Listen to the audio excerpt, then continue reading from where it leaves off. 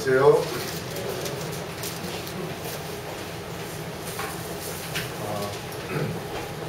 제가 저번 주는 우리의 교훈교회라고 있습니다.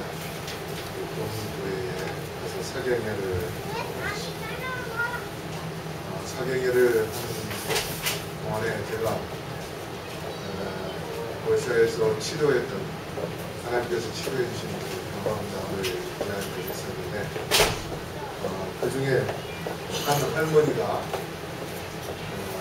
그 안식이 지나고 일요일날 결혼식에 있어서 그 교회 목사님 사모님을 만났는데, 그 목사님 사모님이 제 설교를 듣고 믿음을 가지면 하나님께서 치료해 주실 것이다 하는 그런 믿음을 가졌나 봐요.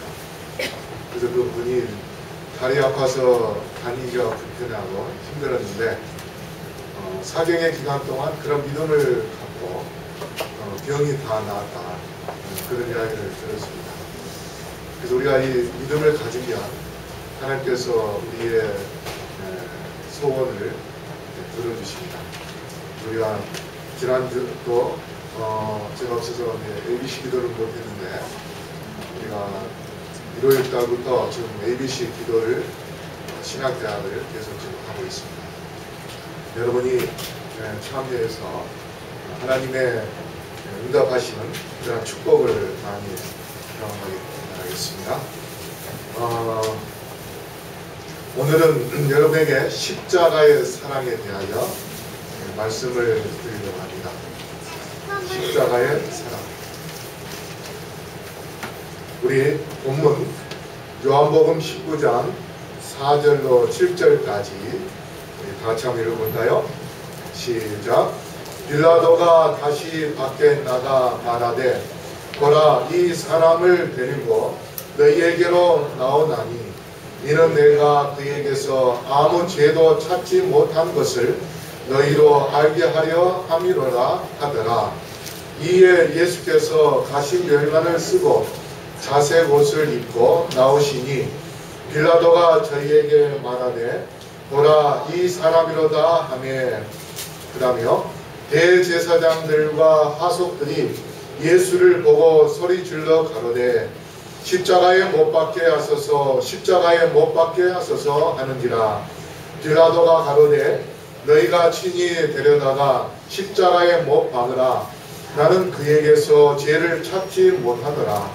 유대인들이 대답하되, 우리에게 법이 있으니 그 법대로 하면 저가 당연히 죽을 것은 저가 자기를 하나님 아들이라 함입니다. 자, 여기 보면 로마의 총독 빌라도가 나옵니다. 유대 나라는 로마의 석부위에 속한 그러한 가운데서 이제 로마에서 파견한 총독이 이스라엘 백성들을 다스렸습니다. 그래서 모든 재판권도 총독, 특별히 사형을 내릴 수 있는 그러한 명령은 이 총독에게 있습니다. 그래서 처음에 헤롯에게 갔다가 그 다음에 또 빌라도에게 왔다가 이렇게 하면서 이 빌라도가 예수님을 신문을 하는데, 아무리 이 신문을 해봐도 그에게 죄를 발견할 수가 없습니다. 그래서 1절에서 그냥 예수님을 데려다가 죄는 없지만은 그냥 채찍질로 몇 대 때려서 그냥 풀어주려는, 그래서 군중들이 굉장히 예수님에 대하여 안 좋은 그런 감정을 갖고 있으니 그래도 그냥 풀어준 것보다 채찍질을 해서라도 그냥 풀어주고 싶은 그런 마음이 있었는지 모르겠습니다.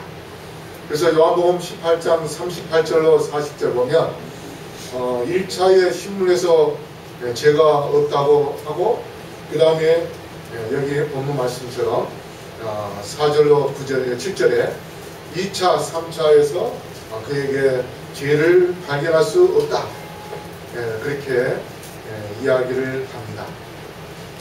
이 빌라도가 예수님을 신문을 하면서 그의 이 심적인 상태를 보면 굉장히 불안해하는 그러한 모습을 볼 수 있는데요.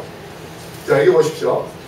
18장 29절에, 요한복음 18장 29절에 밖으로 저희에게 나가서, 그 다음에 33절에 다시 관정에 들어가, 그리고 또 뭡니까? 다시 유대인들에게 나가서, 또 들어와서, 다시 또 나가서, 그 다음에 19장 4절에 다시 밖에 나가, 그 다음에 또 9절에 다시 관정에 들어가서, 그 다음에 13절에 또 나와서, 그래서 6번이나 들어갔다가 나갔다가 그렇게 하는, 불안해하는 그러한 모습을 볼 수 있습니다.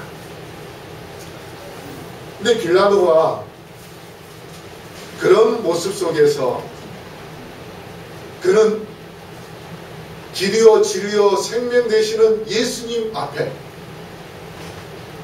들어갔다가 나갔다가 들어갔다가 나갔다가 그렇게 합니다. 그래서 그가 믿음을 가졌다가 예수님을 보면은 죄가 없어요. 아, 이 사람 죄 없다.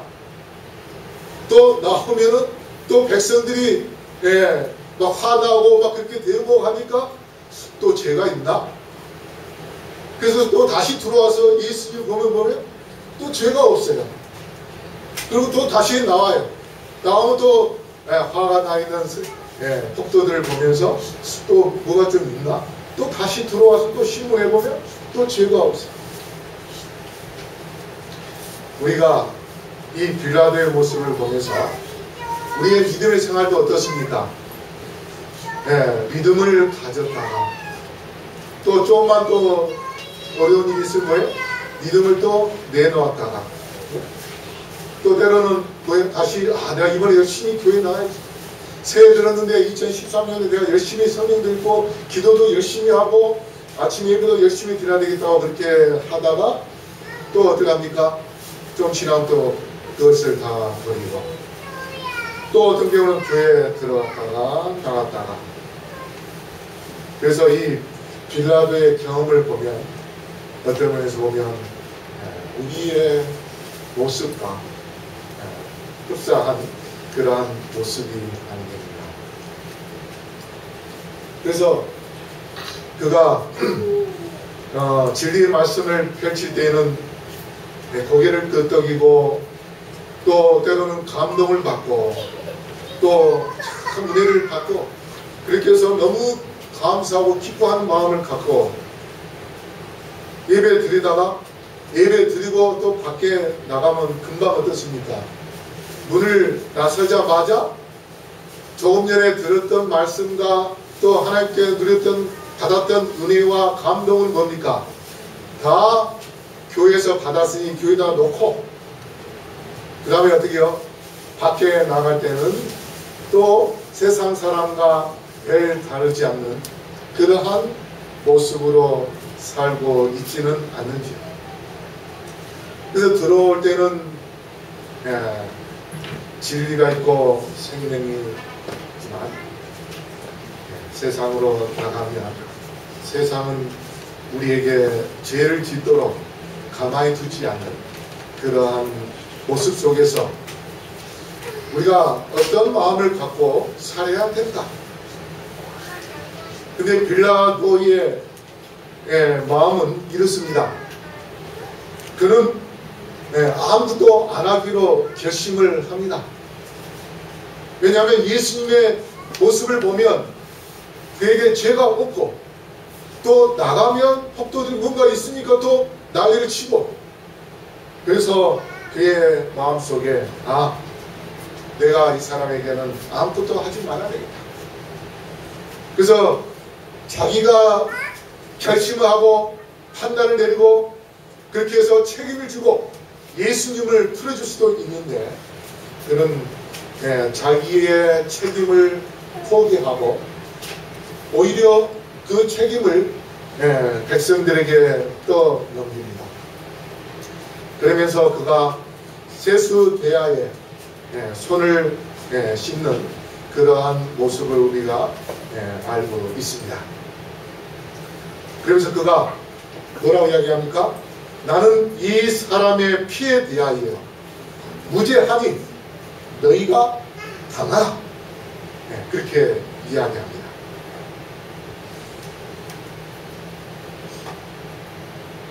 그래서 백성들이 뭐라고 이야기합니까?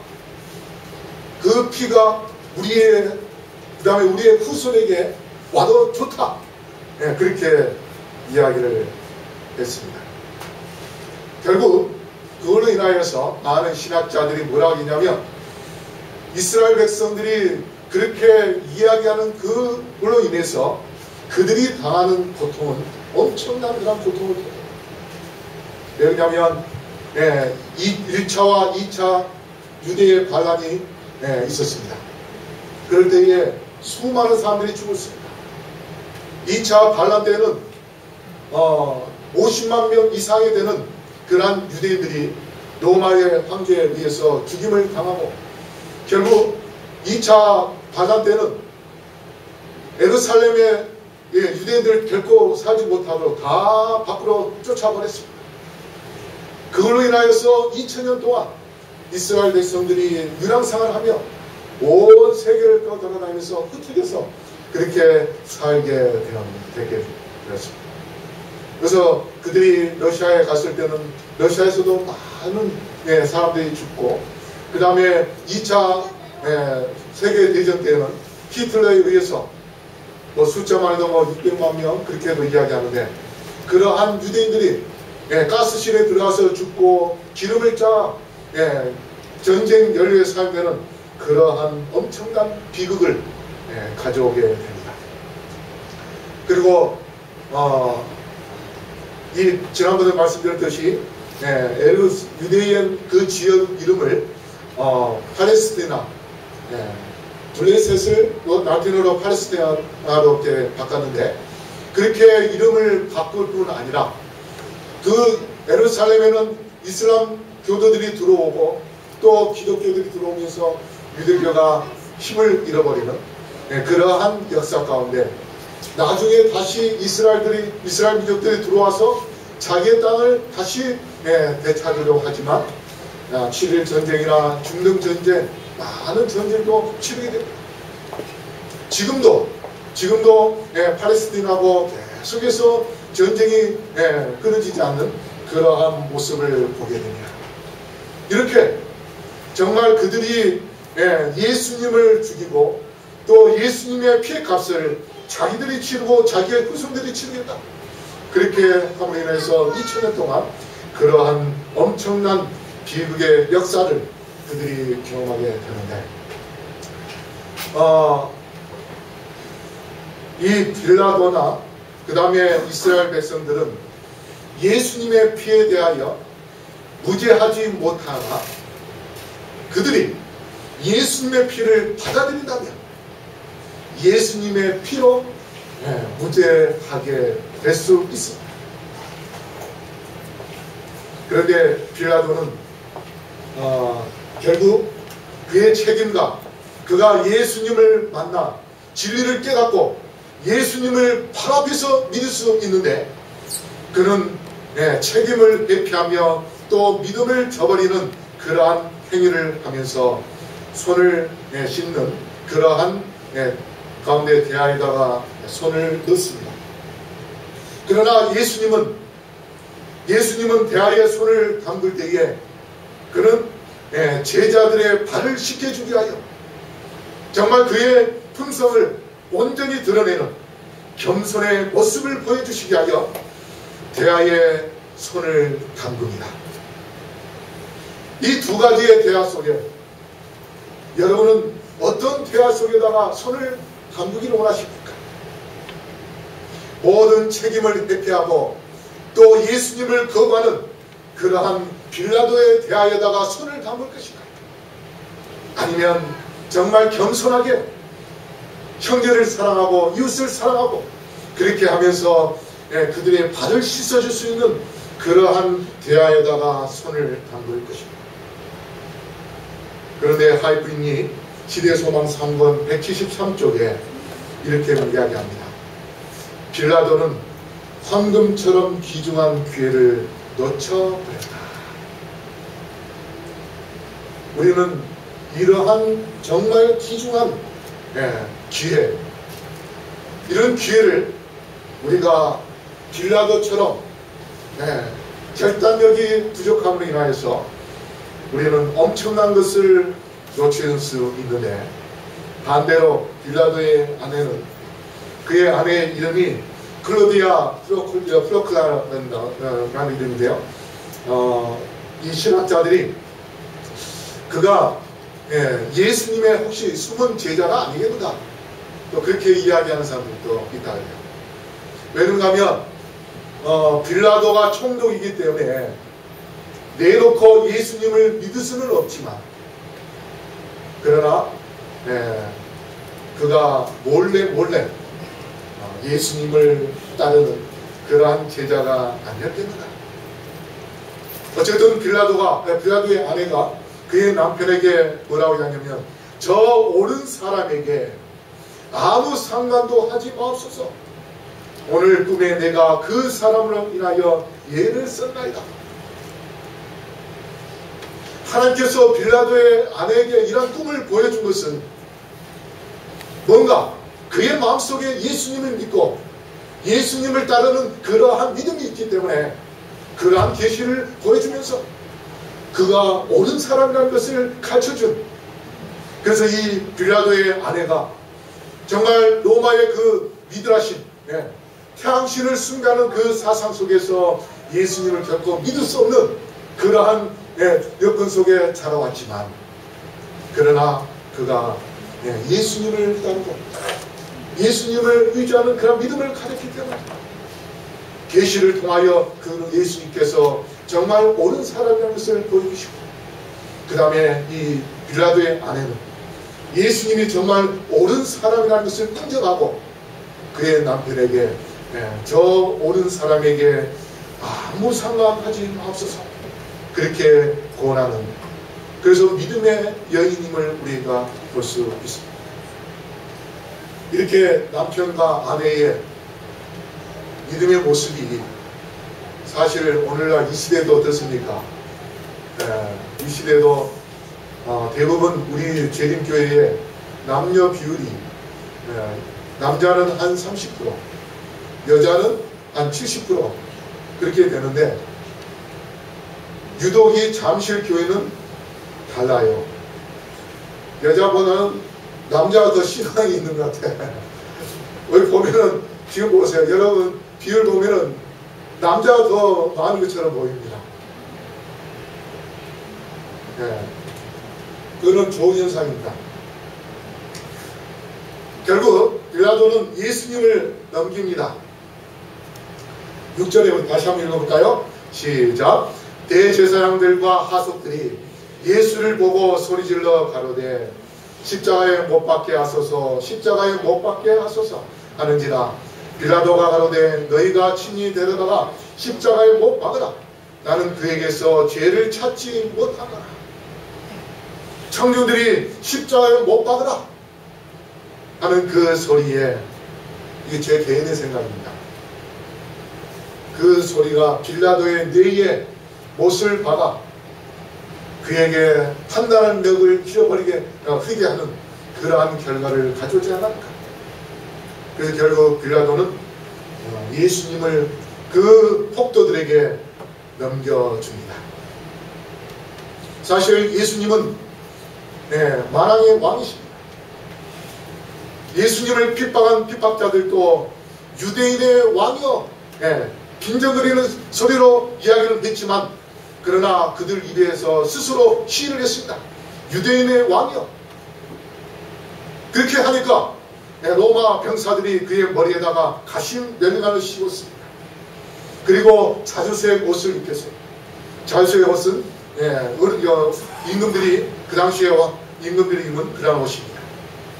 그리고 또 3절에 왕이여 평안할지어다. 그 군사들이 그렇게 이야기합니다. 그렇지만 이 이야기를 하고서 손으로 예수님의 따귀를 때렸습니다. 그리고 십자가의 명패에 나사렛 예수 유대인의 왕이라는 그러한 글자를 씁니다. 그리고 갈대를 오른손에 들려줌으로써 호를 잡게 합니다.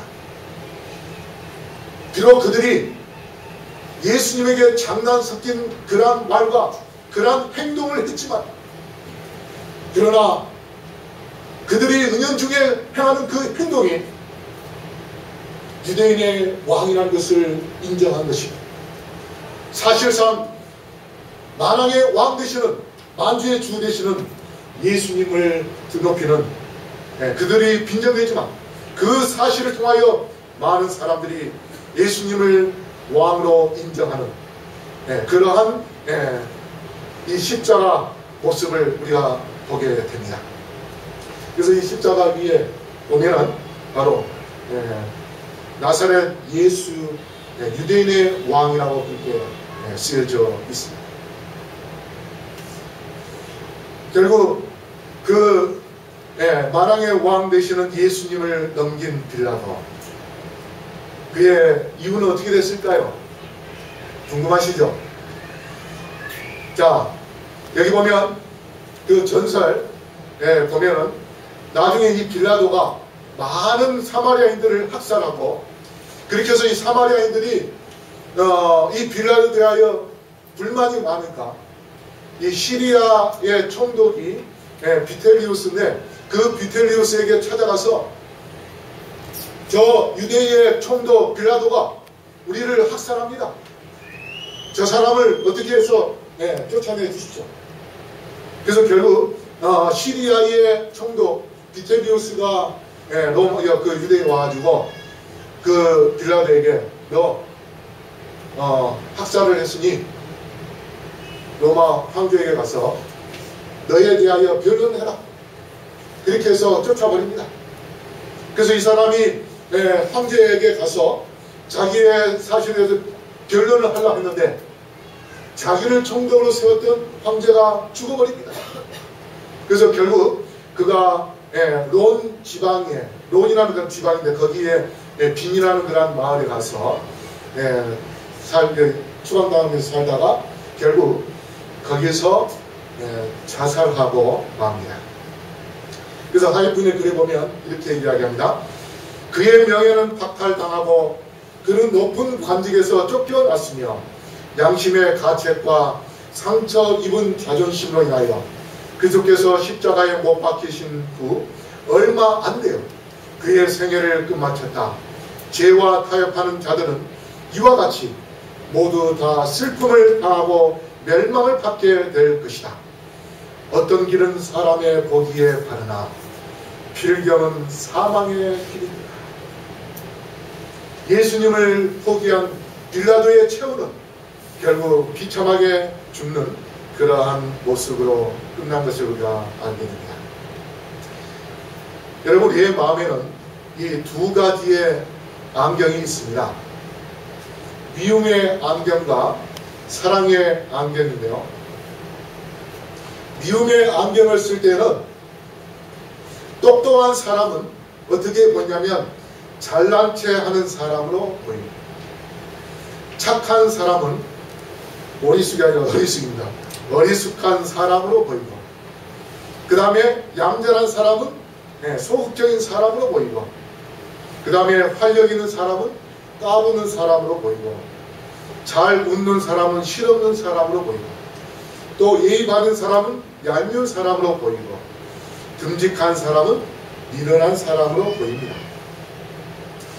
근데 사랑의 안경으로 보면 잘난 체 하는 사람도 똑똑하게 보이고, 어리숙한 사람도 참 착해 보이고, 소극적인 사람도 참 얌전해 보이고, 까부는 사람도 참 활기 있어 보이고, 실없는 사람도 참 밝아 보이고, 얄미운 사람도 참 싹싹해 보이고, 미련한 사람도 참 든든하게 보이는 것이 우리의 마음에 있는 안경의 특성입니다.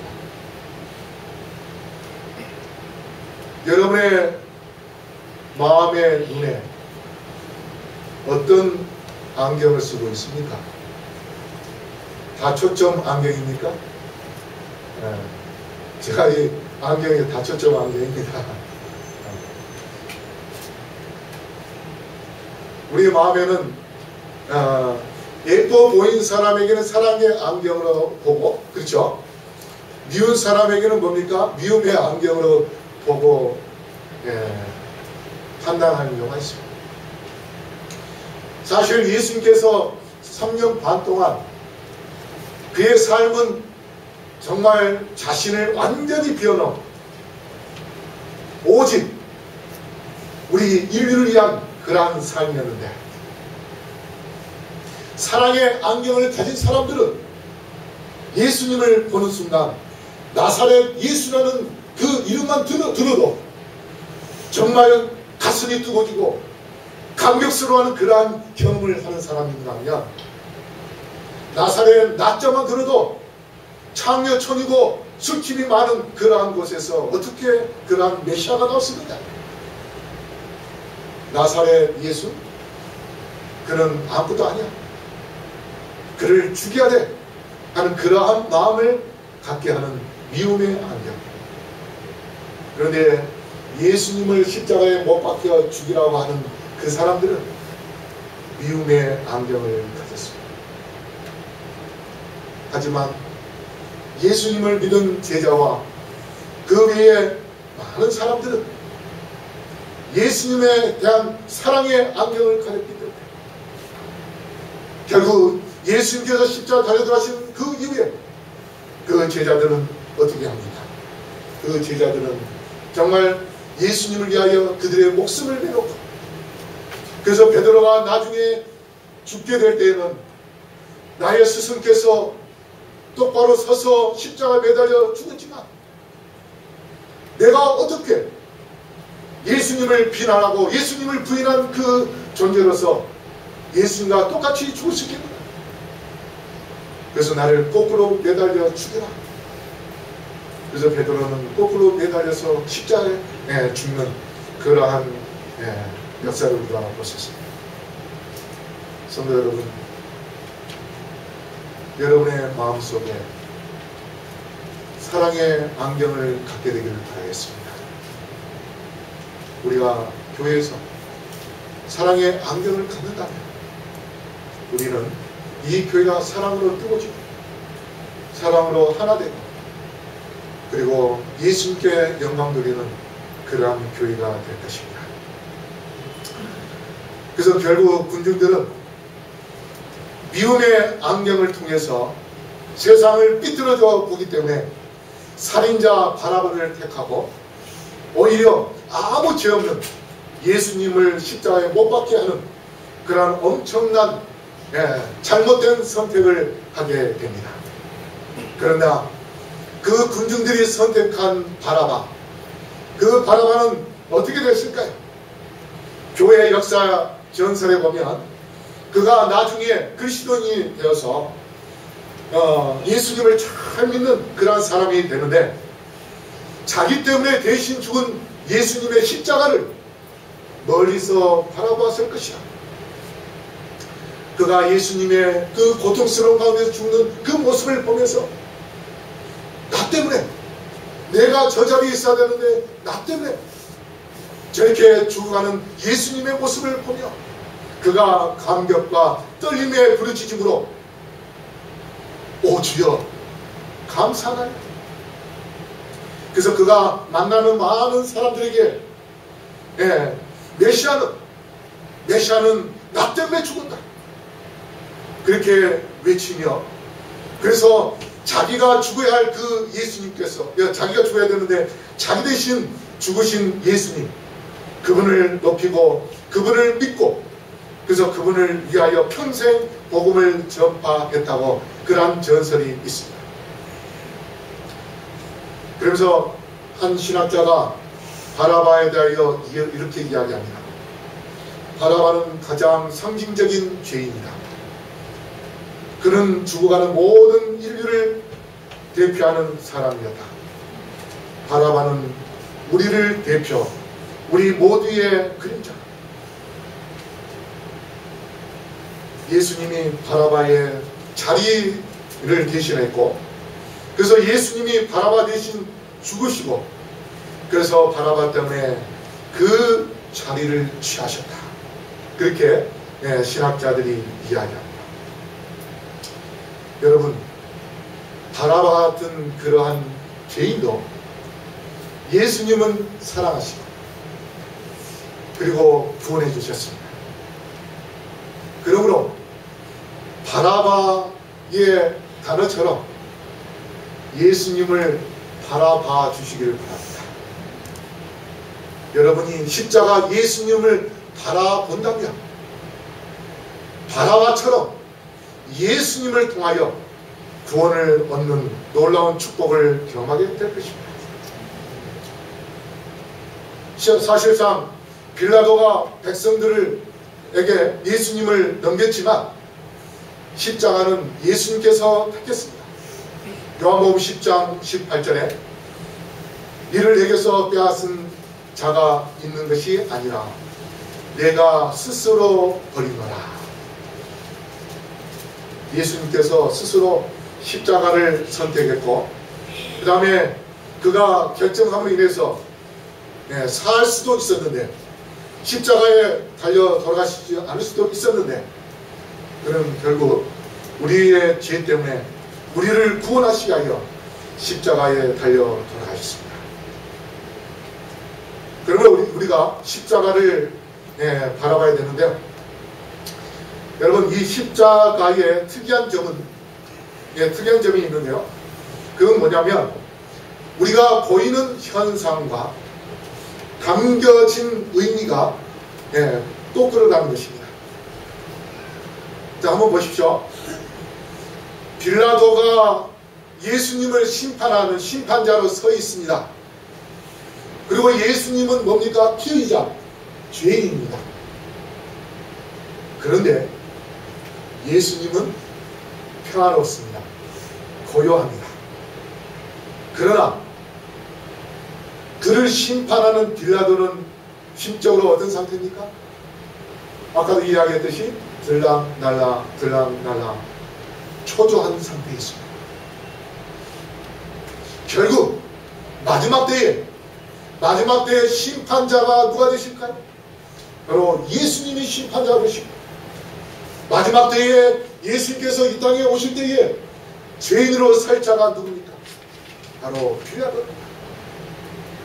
그래서 우리가 십자가를 통하여 거꾸로 바라본다면 우리가 하나님의 말씀에 의하여 이해하고, 그 다음에 우리가 어떻게 해야 할지 올바로 이해할 수 있는 그러한 부분이 있습니다. 그 다음에 대제사장들과 서기관들이 예수님을 십자가에 못 박혀 죽임으로 인하여서 그들이 승리한 것처럼 쾌제를 부렸지만, 그러나 예수님이 3일 만에 부활하심으로 인해서 어떻게 됐습니까? 나중에 세계를 정복하려 했던 나폴레옹이 뭐라고 이야기했냐면, 나는 이 세계를 칼로 정복하려고 했지만 실패했다. 그러나 예수는 사랑으로 이 세계를 정복했다. 그의 말처럼 정말 예수님께서 십자가에 달려 돌아가시고 패배한 것처럼 보였지만은 수많은 사람들이 목숨을 내놓으면서까지 예수님을 사랑하는 그러한 놀라운 역사들을 우리가 볼 수 있습니다. 그래서 요한이 19장에서 십자가라는 단어를 몇 번 사용했냐면 11번 사용합니다. 11번. 6절, 10절, 15, 16, 17, 18, 19, 23, 25, 31, 41. 이렇게 계속해서 십자가를 한 것은 무엇인가? 예수님을 가장 가까이서 사랑했던 사랑의 사도 바로 요한이, 지금 빌라도와 그 백성들, 예수님을 십자가에 못 박혀 죽이려고 하는 그 백성들, 그들의 모습을 바라보면서 그들이 십자가에 못 박히려고 이렇게 외치는 그 십자가, 그들이 만약에 사랑의 안경으로 예수님을 바라봤다면, 그래서 나사렛 예수가 하나님의 아들이라는 것을 깨달았다면, 그들은 예수님을 통하여서, 십자가 예수님을 통하여서 구원을 받을 수 있었음을 강조하고 있습니다. 그러면 우리가 어떠한 선택을 하느냐에 따라서 예수님을 믿고 구원을 받는지, 예수님을 버리고 나중에 죄인으로서 예수님의 심판대 앞에 설 것인지, 지금은 내 자신이 정말 빌라도처럼 마치 뭐가 되는 것처럼 우리가 예수님을 버리고 예수님을 포기할 수 있는 그러한 위치에도 있습니다. 하지만 우리가 십자가 예수님을 본다면 정말 나의 자신이 형편없는 죄인이요 죽을 수밖에 없는 죄인이라는 것을 깨닫고 우리가 예수 그리스도를 의지하여 십자가를 통하여서 구원받을 수 있음을 여러분 기억하시고, 요한복음 19장에서 십자가를 강조한 요한의 그 뜻을 이해하는 가운데 십자가 예수님을 통하여 영원한 생명을 누리시기를 바라겠습니다. 여러분, 십자가의 종교,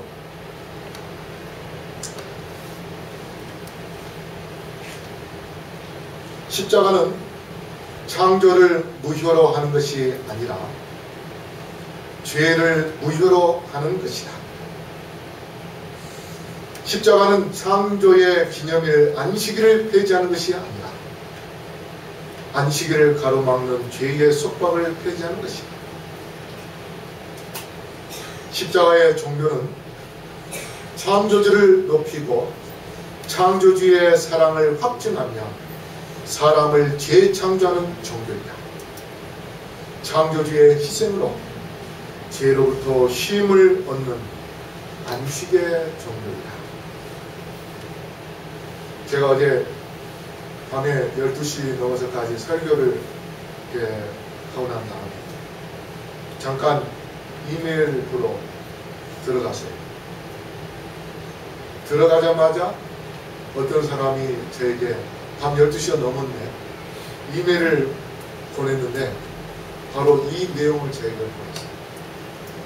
아, 이거는 성령께서 나에게 이 십자가에 대하여 이야기하라고 밤 12시 넘었는데 저에게 이메일로 보내도록 그렇게 한 것을 볼 때에 하나님께서 이걸 통해서 십자가에 대하여 올바로 이야기하십니다. 십자가는 창조에 대하여 무효로 선언한 것이 아니라 우리의 죄에 대하여 무효로 선언한 것입니다.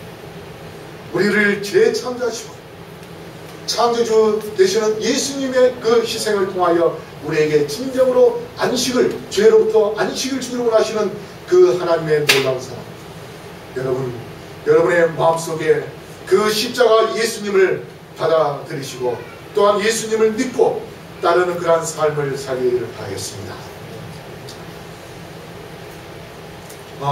1871년 10월 8일 유명한 무디라는 사람이 시카고에서 큰 전도 집회를 가했습니다. 그러면서 마태복음 27장 22절 말씀을 펴면서 여러분이 예수님과 함께 하면서 다음 주에 일주일 뒤에 여러분이 십자가를 질 그러한 결심을 하게 되기를 바라겠습니다. 그렇게 하면서 호소를 하고, 그래서 무디의 가수 생키라는 가수가 있는데 그 가수가 어떤 노래를 부르냐면 구주가 부르시네 오늘 부르시네 영원한 안식처로 어서들 가세 정의의 심판이 다가오고 있네 죽음의 순간이 다가오고 있네 이 노래를 불렀습니다. 그래서 사람들이 그 노래를 통해서 나름대로 감격을 받고 그런 다음에 집회를 마치고 돌아갔습니다. 그런데 그 집회에 처음으로 참석했던 많은 사람들이 있었는데 바로 그날 시카고에서 대화재가 일어나서 그 화재로 인하여서 수천 명이 죽었는데 그 죽은 사람들 중에서 바로 그날 전도에 참여했던 사람들이 많이 있었다는 것입니다. 그것을 본 무디가 내가 왜 일주일 뒤에 그 결심을 하라고 이야기했을까? 바로 그 자리에서 십자가를 지라고 그렇게 이야기했었다면, 그래서 그 영혼들이 십자가를 받아들이고 예수님을 믿었다면 그들이 죽어도 다시 살 수 있는 그러한 축복을 받았을 겁니다. 여러분, 십자가를 져야 할 때가 있다면 바로 지금입니다. 내 자신이 십자가를 지고 사랑의 눈을 감고 이 세상을 바라보면서 예수님의 사랑을 나타내는 주님의 종들 되시기를 간절히 바라면서 말씀을 마치겠습니다.